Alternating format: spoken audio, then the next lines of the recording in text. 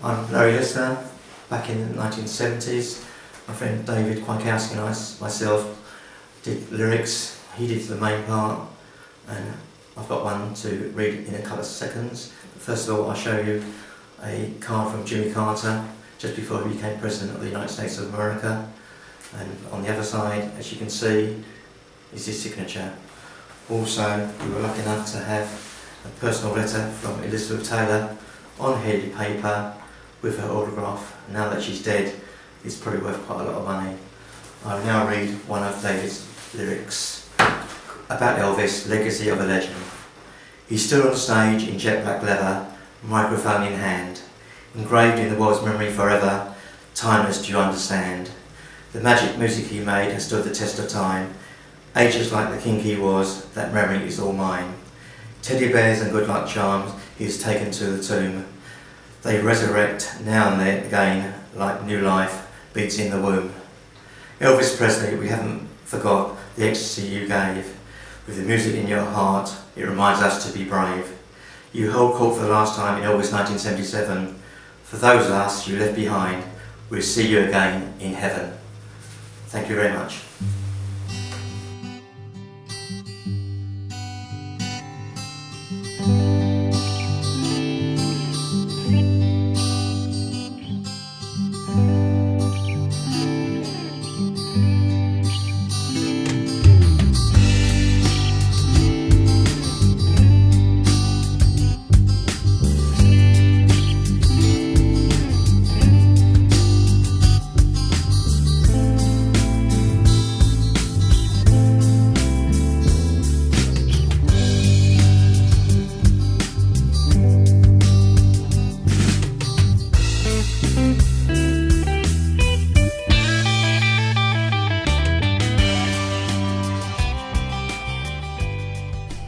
The Wolves of the Carpenter, or The Curious Oysters by Lewis Carroll.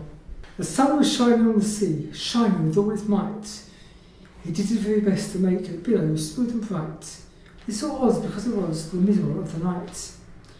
The moon was shining sulkily because she thought the sun had no business to be there after day was done. It's really rude of him, she said, to come and spoil fun. The sea was wet as could be, the sands were dry as dry. You couldn't need to see a cloud because no clouds in the sky. No birds were flying overhead. There were no birds to fly. The walls of the carpenter were walking close to hand. They were built like anything to see, such quantities of sand. If these were only cleared away, they said, it would be grand. If 7 maids with 7 mops swept for half a year, do you suppose, the wolf said, they could get it clear? I doubt it, said the carpenter, and shed a bitter tear. Oh, oysters, come and walk with us, the wolves did beseech. A pleasant walk, a pleasant talk along the briny beach. We cannot do with more than 4. I give a hand to each. The eldest looked at him, and never a word he said. The oldest sliced oyster winked his head, shook his heavy head. Means to say he did not choose to leave his oyster bed. But 4 young oysters hurried up, were eager for the treats. Their coats were brushed, their faces washed, their shoes were clean and neat. These were odd because, you know, they hadn't any feet. 4 other oysters followed them, and led another 4. Thick and fast they came, and more and more and more, were hopping through the frothy waves and clambering to the shore. The walls of the carpenter walked a mile or so, and they rested on a rock conveniently low. All the little oysters stood, waited in a row. The time has come, the wolf said, to talk of many things, of shoes and ships and sea-wrecks, of cabbages and kings, and why the sea was boiling hot, and whether pigs have wings. But wait a bit, the oysters cried, before we have our chat. Some of us is out of breath, and all of us are fat. Oh, how's the carpenter? And they thanked him very much for that. A loaf of bread, the wolf said, is what we chiefly need. Pepper and vinegar besides are very good indeed. If we're the oysters, dear, we can begin to feed. Not on us, the oysters cried, turning a little blue. After such kindness, that would be a dismal thing to do. The night is fine, the wolf said. Do you admire the view? It was so kind of you to come, and you are very nice. The carpenter said nothing but, cut us another slice. I wish you were quite so deaf, I'd have to ask you twice. Seems a shame, the wolf said, to play them such a trick. I've brought them out so far, made them trot so quick. The carpenter said nothing but, butter's spread too thick. I weep for you, the wolf said, I deeply sympathise. With sobs and tears he sorted out those of a larger size, holding his pocket handkerchief before his streaming eyes. Oh, oysters, said the carpenter, you've had a pleasant run. Shall we friend home again?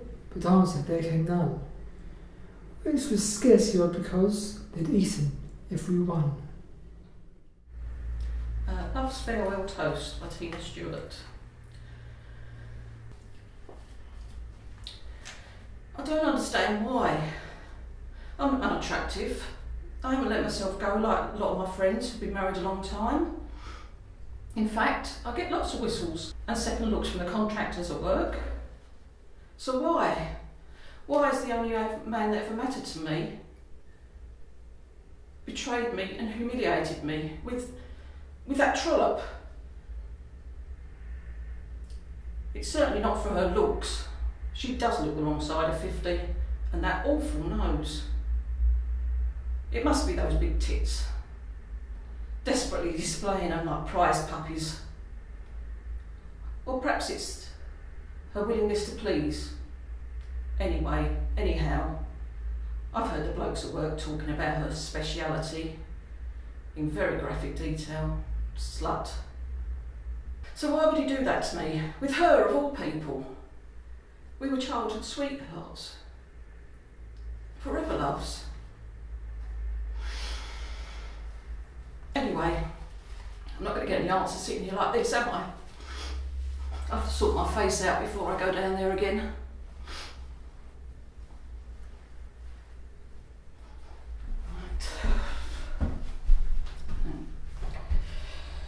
This dress, I think, was one of David's favourites. Right, time to sort this out.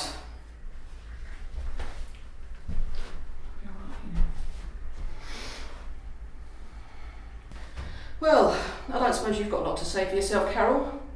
I don't recall talking being one of the things your mouth's famed for. And you, David, can you please tell me exactly what she's got that I haven't? Apart from a big obliging God, that is.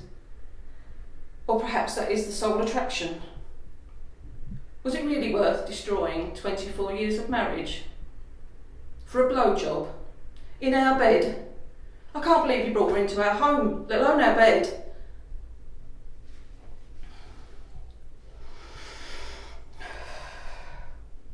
I just don't understand how you could do this to me. To us. Well, I suppose it's lucky we built that bonfire yesterday ready for our big rubbish clear out. These vile rubbish sheets can go straight on there.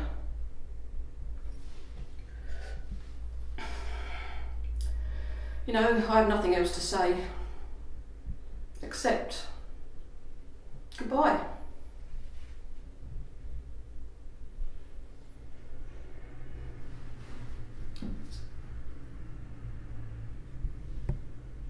Burn in hell, you bastard.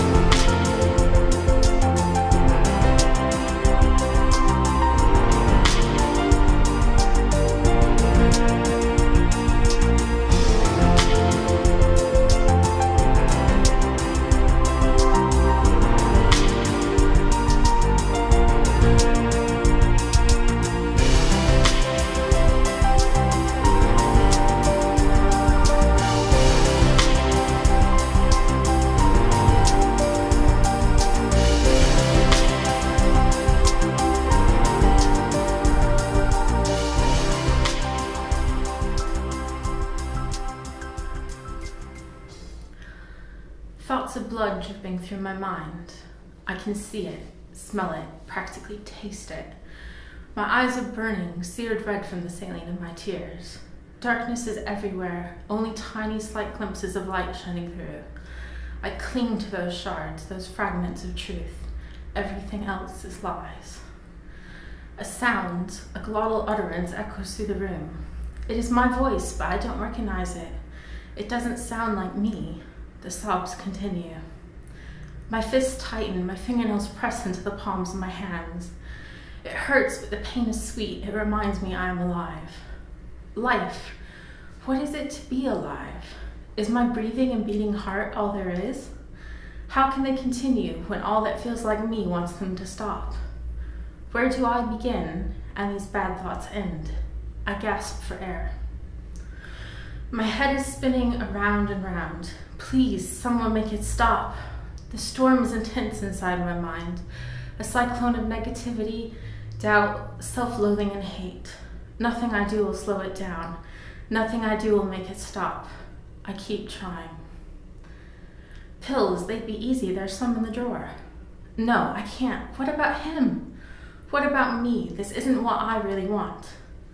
See the glint of the light on that pair of tweezers? I'm sure you could press them deep into your flesh if you tried. How sick am I? What am I thinking? This isn't me. This isn't me, but oh, it is so tempting. There's a manicure set nearby with tiny scissors. Why not snip at your skin? It's only tiny marks. God, I feel so demented. What else do you see, little girl? What do you see that they never will? Pain. In everything, and in everything pain. As I glance around the room, I see it all. Nearly every object looks as if it could hurt me, as if I could use it to hurt myself. I feel lost. I feel confused. Still, there's the thoughts of bleeding, wanting to die, and yet not all at the same time. Both emotions so strong, so powerful, ripping and tearing me apart, fighting, always fighting with each other. I'm so tired. How long has this been going on, I wonder? All my life in one way or another, but that's not what I mean. I look at the clock, it's 2 a.m. I know I went into bed at 12:20. What did I even think that set this off? I need air. I need to breathe. My feet feel clumsy. I stumble to the bathroom, grab some tissue, and blow my nose, expelling the sadness, wishing I could expel these negative thoughts. I don't turn on the light. My eyes hurt so much the light would only make it worse. Instead, I sit on the cold edge of the bathtub, naked, in the dark, crying my eyes out. If only I could stop crying. Breathe. In and then out. Slowly. Breathe. Calm. Just stay calm. These words repeat like a mantra in my head. Don't look around the bathroom. Don't look at yourself in the mirror. Just stare at the floor, at the cupboard door. Look at the sink. When was that cleaned last? On second thought, don't look at the sink. Just breathe and try to focus. Calm down. Calm down. A rogue thought invades my nearly peaceful state. It only takes a few seconds of negativity to set it off again. No matter my best efforts, the tears start to flow again. In a way, the water relieves my aching eyes. My body slumps, so exhausted, so worn out. I need to move again. I can't stay here any longer. I wish it weren't 2 a.m. I wish I could run from this place, though at the same time I want to stay. I want to be warm in bed with you. I want to be at peace. I don't want you to be so worried. I need to move. I need to walk, and I need to breathe. Stumbling back along the hallway, I'm cold. My body is frozen, but I'm so numb I barely notice. It's nearly freezing outside, and I've been sitting for an hour and a half in the unheated bathroom, naked, not noticing the cold on most levels, but on a certain level, desiring it to remind me I'm alive. Behind the door hangs my bathrobe. I grasp the pink fuzziness and wrap it around me. The fuzzy but silky texture always reminds me of one of those puppets with frazzled hair. I wrap up, finally realizing how cold I've been, and now I'm wondering what to do with myself. So I sit on the edge of the bed, and you are there beside me. There you are, always there for me. I put you through hell, but here you still are. Why? If I could check out and leave this behind, I would. So why do you stay? Can't you see just how f***ed up I really am? I breathe. If I keep thinking about these thoughts, I'm just going to keep crying. I feel so worthless, so useless. I feel as if I'm nothing. You obviously see something, but why can't I? Why do I see darkness? Sometimes I see this bright, radiant light of happiness, so bright I can't see. Then there's nothing but darkness, like the bulb of happiness is blown and someone forgot to replace it. Why can't someone replace it? You try to comfort me, but I lash out. I don't mean to. I really don't mean to. I wish you knew how much I don't mean to do that to you. My heart rips and tears more when I know I've hurt you, when I've pushed you away. There really is just so much pain in myself, and I can't get it out. And I don't mean to take it out on you. I want to take it out on me. Then you were there, and you were trying to help, but you don't understand what I need right now. Maybe you know what would be best for me, but it's not what I need at this moment. At this moment, I'm someone else. I'm not me. That is the key. This isn't me. This isn't me. This isn't me. I breathe. I take deep, slow breaths. I slowly start to relax. I feel the tears subsiding. Then I feel your hand. I feel you slowly stroking my back. And now, it's as if you've read my mind. I keep breathing. I am breathing. I am me. I am alive. I will be alive. I need a drink. I'll be back, I promise. I need to reassure him too. It must be so hard to have to live with this. To see the person you love become so untouchable, unreachable. It might be different if this were the only time, but this is the second time in the past week.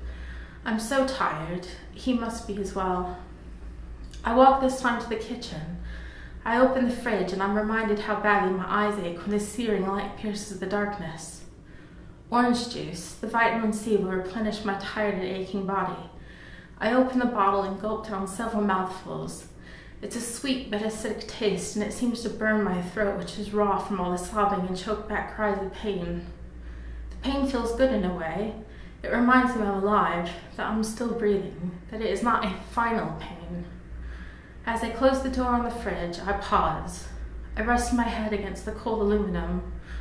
My face is so warm, it feels so nice to feel the cold. I walk back to bed, slip my bathrobe back onto the hook on the back of the door, and I slide into bed next to you. Only the flickering candlelight illuminates the room. You lift your arms so I can snuggle against you. Finally, I have stopped crying. It is 5 in the morning and the sun is starting to rise. I can hear the birds chirping. I sigh. I breathe. I tell you how much I love you, and you say you love me too. Finally, I feel my eyelids go heavy. Finally, I feel my breathing slowing on its own. I do not have to think about breath. I'm just breathing, and then I'm asleep. My name's Andreas and this is the Fat Boy Rap. Yo, my name is Andreas, but my brothers, they call me Angeas. I know it's cause they jealous, cause my mom, she calls me her big and precious. His name is Andreas. His mommy calls him precious. They say my hair it is ginger, and that I'm a babyface widger, but the words they say do injure. Then yo, watch me go ninja. His hair is ginger. But watch out now, cause he's a ninja ginger. Oh, hang on, you've got something poking out your thing here. Sharp. It's a bit of wood. My dinners I really enjoy. KFC, Mackie D's or a Savoy. I feel like a B.I.G. decoy when my nephew shout out, here comes Fat Boy. Savoy, he enjoys. Loudly, so now they call him Fat Boy. I'm a lover, not a fighter like Ali, but no woman, no cry, sang Bob Marley. So I've got me a girl, she called Carly, and I cry every time I watch Marley and me. Word.